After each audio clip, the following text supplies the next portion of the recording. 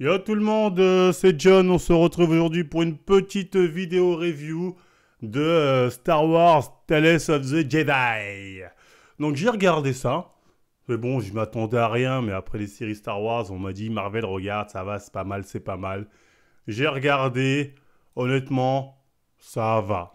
Franchement, hop là, excusez-moi vous n'avez pas le bon écran. Je vous corrige ça tout de suite, hop là. Voilà, je disais que ça allait, franchement ça allait. Je dirais même que c'était plutôt pas mal. En fait, Tales of the Jedi, c'est 6 épisodes de 10 entre 15 minutes qui nous racontent un peu ce qui s'est passé dans la prélogie, si je ne me trompe pas. C'est-à-dire, on a comment le comte Dooku, par exemple, finit petit à petit à aller vers le côté obscur. C'est assez bien raconté. C'est même plutôt pas mal, on y reviendra après.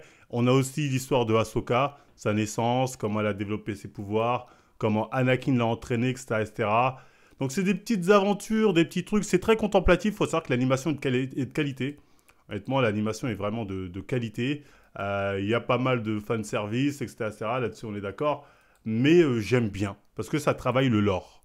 Et franchement, le lore de Star Wars, notamment de la prélogie, bah, on demande que ça en vrai. Parce que franchement, au final, c'est peut-être assez contemplatif au niveau de l'animation, au niveau de ce que ça raconte, mais je préfère ça aux séries Star Wars. Hein. Parce que là, au moins, tu vois, ça nous raconte des trucs qui nous intéressent. Pas des histoires OSEF où on est là, ça c'est intéressant de voir comment Count Dooku est parti en couille, même d'où vient Ahsoka Tano, ce qui la pousse, le lien qu'il a lié avec elle, entre elle et Anakin, ça moi j'aime bien. Ça je valide, ça je dis oui. Et pour revenir sur le délire avec le compte Doku, parce que c'est principalement ça que je trouve très intéressant, c'est qu'on voit en fait comment il va du côté obscur, mais en fait, et ça, j'avais déjà fait la remarque dans d'autres séries Star Wars ou même dans les films. D'ailleurs, en fait, les mecs qui vont du côté Sith, qui vont du côté obscur de la Force, tu te rends compte que quand tu réfléchis bien, ben ils ont pas totalement tort. Parce qu'au final, les Jedi, c'est des jouets de la République, c'est des soldats. La République dit, allez faire ça, les Jedi font, ok, on y va. Et au moment où Doku se dit, mais en fait, on est des chiens de la République, on fait même plus ce qui est bien, ce qui est mal, ils nous disent de faire ça, on obéit. Et les Jedi, ils font genre, mais on fait ça pour les peuples, pour la paix des peuples. Non, non, vous êtes des chiens du gouvernement. Et c'est pour ça que quand Doku a basculé, parce que lui s'est rendu compte qu'en fait, là, on est des chacals. On n'a même pas notre propre libre arbitre. La République nous dit de faire ça, on y va, on ferme nos gueules.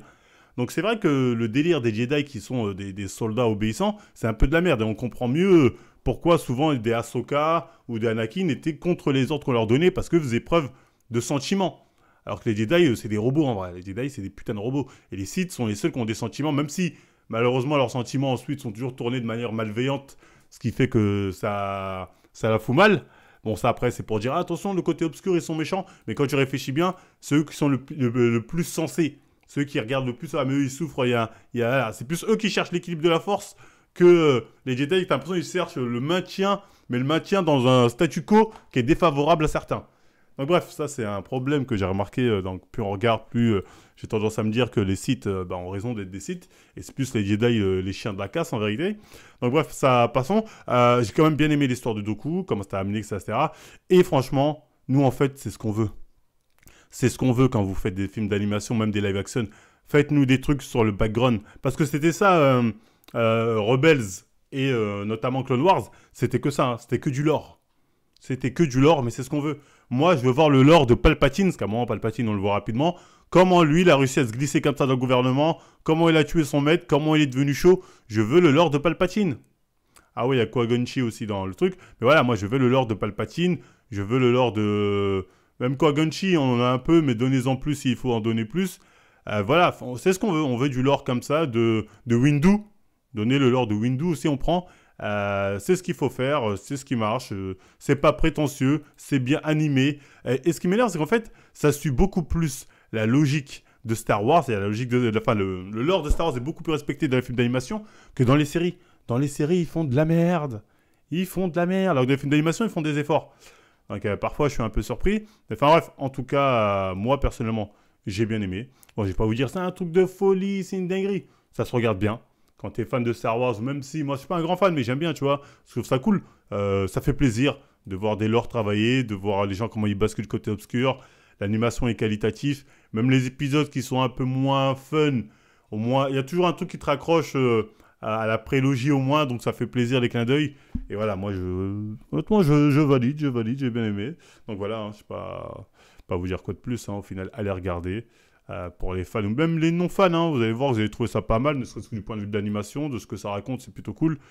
Et voilà, il faut au moins avoir vu la prélogie, je pense, pour bien aimer ce derrière. Et moi, perso, j'ai bien aimé. Apparemment, il y aura une saison 2, donc j'ai hâte. Et j'espère que la saison 2, il y aura de l'or de personnages un peu plus intéressants.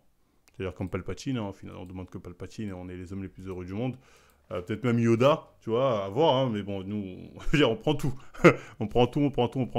Donc bref, c'était tout pour cette vidéo. Dites-moi ce que vous avez pensé de Tales of Jedi si vous l'avez vu, ce que vous avez pensé de cette review. Ensuite, voilà, vous likez, vous partagez, vous vous abonnez. Et moi, je vous dis à la prochaine tout le monde.